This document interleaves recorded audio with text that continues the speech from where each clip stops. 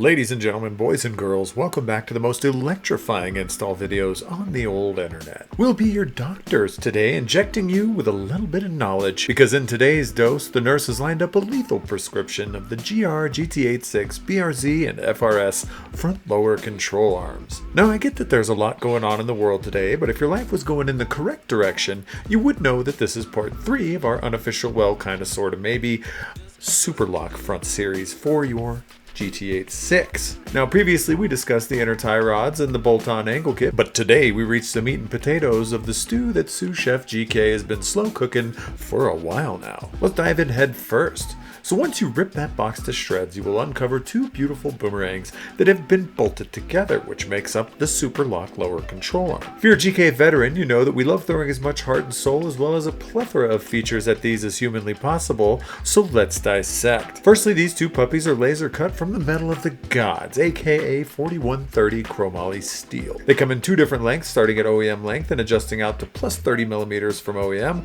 or you have its twin brother that likes to sit wide and proud, which starts in at plus 40mm from the OEM length and adjusts out all the way up to 70mm over OEM. They also have 3 sway bar mounting positions for the dudes that love every little bit of adjustment, which we'll cover later, obviously. Also fresh out of the box are a pre-fitted OEM style ball joint on one end, and whipping into fashion on the other is our commonly sized high misalignment rose joints. No matter how far and wide you are, the local bearing shops should stock them as they are a common size. If not, we do carry them on the shelf. GK's gotcha. Speaking of things that count, something that doesn't is a lock stop. We've added one because we felt like we had to. They kill your luck, they kill your style, they kill your fun, and you probably shouldn't use them. Just kidding. We all know they're very important and necessary. We love you, lock stops. And to finally add to the mix is adjustable end links. Now, why are we bringing end links into this? If you want to achieve more steering angle, you need an end link that doesn't bind at lock like the OEM one does, which sucks. These little pieces of machinery feature 4130 steel adjusters and 1/2-inch chromoly studded rod ends, which we obviously carry on the spare shelf in case you bend yours up. Hooray! These are needed to achieve more steering lock, which we'll explain who, what, when, why, and where in the video. Now that you've been informed and are up to date with the goods on hand, let's rip into the install, my dudes. First step is to look and discuss that the OEM lower control arm, stopping all that goddamn steering lock and or fun. Please do not spit at your screen. Now that that's out of the way, loosen and remove the lower ball joint nut and head inwards to the hardware securing the lower control arm to the subframe. Loosen and remove that and get it out of the way. Scoot up on top of the front tension rod side, loosen and remove the bolt that runs into the chassis for the bracket, then the nut that runs into the arm. Pull the arm down and out of your life, set that aside for now. Use it to keep the doors open, hang clothes on, I don't care. Now head back to the front and throw your favorite spanner on the front stud. Loosen and remove that as well, as we will be utilizing this thread later on. Loosen and remove the lower link pin nut as well as the top link pin nut, zapping those out of the way, and set that link pin aside for now. Now that your beloved 8.6 is lower control armless, let's head over to the bench and talk about our Lord and Savior, Saint Adjustment. Now, we did mention we offer these in 2 sizes. However, it's only the bodies that differ in length, which means regardless of which arm you have, the amount of adjustment remains the same on both. Let's double team and get our adjustments on and hit both at the same time. The top being the tension rod of the 2 and the bottom of the screen being the lower control arm itself, at their respective minimum lengths. The tension rod comes in at 60mm, measuring from the middle of the rose joint to the start of the arm, whereas the lower control arm measures at 41mm, measuring from the same said fashion. Now, if we were to wind the lower control arm at the bottom of the screen out to the maximum safe extension, it would come in at 71mm, measuring from the base of the arm to the middle of the rose joint. However, for that tension rod up top, the adjustment we're showing you on the screen is the adjustment you would put the tension rod to get to OEM caster. That would be 74mm, measuring in the same fashion as before. Okay, get it? Got it? Good. Now for our particular setup, we will be staying with the minimum length and we will be winding both arms down, and that's exactly what suits us best. So now we can proceed to slap these things on said vehicle. Whack the bolt through the guts of said bearing and install entanglement along with the winding the nut on.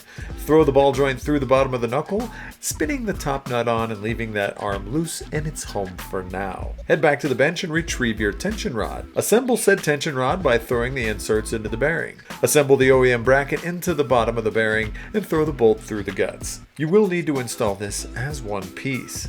Head over to the love machine and remember that thread I talked about earlier? Well, now it's time to use that little guy. Throw the tension rod up in its canal and wind the supplied GK bolt that is running through the bearing where the stud is into the chassis.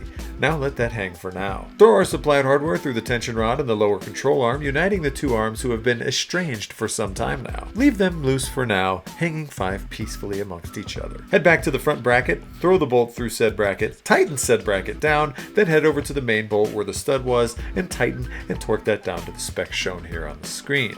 Then head over to the bolt that runs through the bracket, then tighten and torque those down to the specs shown on the screen as well. Head inwards back to the subframe and you guessed it, young man, tighten and torque the lower control arm bolt down to the specs right here on this very screen. Now tighten the ball joint, tighten and torque those as well, then sling that split pin through the guts of the ball joint and twist those ears for safety. No need to tighten and torque at all. Anyway, moving right along now that the lower control arm and tension rod have been fixed to the body, we can tighten and torque the bolts that marry the two down to the specs shown here on the screen. You will want to leave this until very last so that any adjustment in the arm is taken up by the bolts when they're married, which saves you from any bindage later on down the road. Now that the arm is secure, we want to tighten the locking nuts, but first and foremost, as we say with every single bearing in your life, you want to ensure the bearings are running central and not cocked to the left or right, but central, like my chi is after finishing these soothing videos. Head to the lower control arm, making sure your bearing is running centrally, and if it is, tighten the lock nut down. Head on over to the tension rod whilst inserting an Allen key into the guts and tightening the main lock nut down, then the small locking nut in the same fashion, again visually checking that the rose joint is running central still. Now that you're locked and loaded and your lower control arm is secure, we can talk about the buzzkill, aka the lock stops. As boring as they are necessary, so whip that bracket up, slide the bolt through said bracket with the specs in between, and wind the bottom washers and nuts on. Now, assuming your rack has been centered, you want to smash that steering wheel left and right until you can either A, see that your rack is maxing out, or B, that your wheels are making contact with the chassis, or C, your tie rod to wheel clearance is being affected. It depends on your setup, but any one of the above can damage your soul as well as your driving experience and or your car. So once you find that point, you want to set your lock stop to just before that happens to circumvent any sadness and or bad times. Once you've determined how much fun you do or do not want to have, go ahead and secure the top bolts and tighten and torque the bottom nuts down to the specs shown on the screen. Now, the final piece of the lower control arm puzzle, the link pins. Okay, let's re-break down why we are bringing these into the mix. The OEM link pins bind and cannot be used, so we needed to create a solution, aka the alternative to reduce bindage and increase fun. Now, being on the fringe of pop culture in 2024, being all-inclusive and diverse, our link pins swing both ways. If you were planning on taking your pride and joy to a grip event, then you'd want to bolt the link pin to the coilover. Why? Because for grip applications, the strut is better suited in terms of geometry and will handle better overall. If you're feeling fancy and want to impress the homies with some sideways action, then you'd flip that ish around and bolt that link pin to the lower control arm. Why, you ask again so kindly? For drifting applications, the link pin, when bolted to the strut, ends up binding and reducing your steering lock, which kills your quality of life and or driving skills. When fitted to the lower control arm, it does not bind and enables much more lock and good times. Speaking of lock, there's a fine line here, so pay attention. If you enjoy driving with your sway bar, you're going to get enough lock to keep up with the middleweights. However, if you plan on chasing those backy entry dreams like Mr. Fink with the heavyweights, you will need offset rack spacers or to move your rack forwards.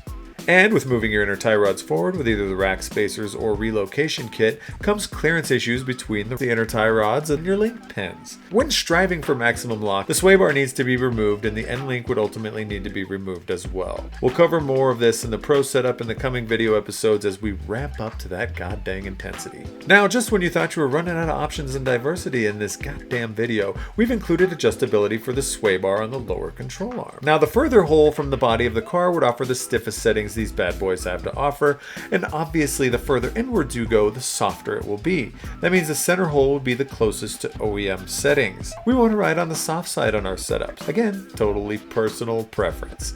Head over to the bottom and holding that nut and tightening and torquing that nut to the specs shown on the screen. Head on over to the top of said link pin, hold the nut from one side and tighten and torque the nut from the other. And my dudes, my Lord have mercy, you're finished. Time to crack open a cold one or 12 and drink to your heart's content. Actually, probably don't. Just hang out and admire your work. You've got your link pin set to drift mode, you've got your flashy front end and your super drift state, and you're gonna pick up some dudes on the internet with the new whip with all the love and lock you can squeeze out of this 20th century 8.6. The setup looks great, man. Good job. We'll see you back at the track in the kitty litter and or deep in the Swiss. Speaking of kitty litter, these are the dudes that get these videos together. They love kittens and litter, I guess. Go stock them if you want, or don't. Who cares? If you don't know what you're doing, please reach out and or have a professional do this. Like seriously, we're all over the internet like a rash and we want to do nothing but help. This has been Officer Dan, Johnny Caps, and Ziggity Ziggity Zach with another world-renowned, Michelin-starred how-to video. Peace.